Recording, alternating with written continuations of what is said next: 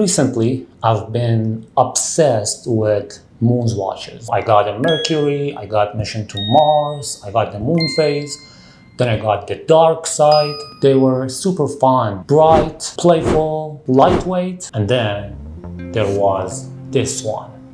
I found it in a basement, buried on a shelf behind piles of rusted lighters, cracked leather wallets, a forgotten vintage Seiko, dusty brushed steel, a square case that didn't really beg for attention. I wasn't looking for anything, just passing time, and that's when time found me.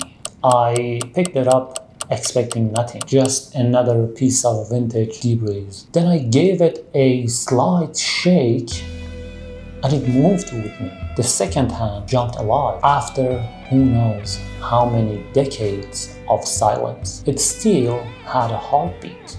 I took a closer look. The reference? 6119-5400, a Seiko 5 from 1970s. A watch built in an era that machines weren't meant to be thrown away. They were meant to outlive you. This specific watch, it runs on the 6119 automatic movement. No battery, obviously no winding, just the rhythm of your wrist and a rotor that never forgot how to dance. It gives you roughly 47 hours of power reserve, 21 joules, day and date complication, Heartlex crystal, looks more like a sculpture than a mass-produced product. It was made in Japan, not to impress, but to function forever.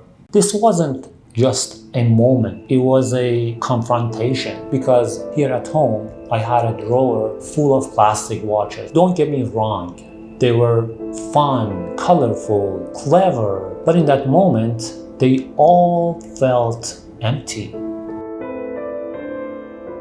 Because not one of them would have survived that shelf. Not one of them would surprise someone in 5 decades. This Seiko didn't just change how I see watches. It changed how I see time. Now, whenever I pick up a watch, I ask myself, 50 years from now, will this still beat? Will someone else feel what I felt? That quiet gasp when a machine stirs itself awake after decades of rest.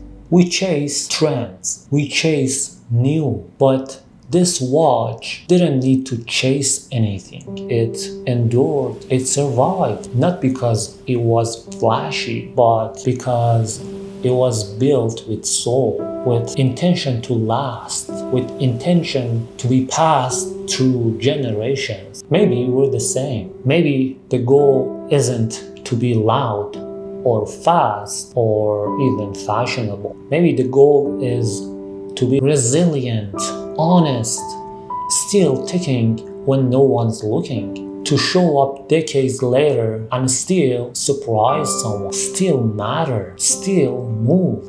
I used to collect watches, but now I'm starting to collect heartbeat. And this one, this Seiko 5, it reminded me that legacy isn't what you say, it's what you leave behind, quietly ticking for the next hand that picks you up. Now I'm trying to be like this watch, not the one with hype, the one with history, not the loudest in the room, but the one still running long after the noise has faded.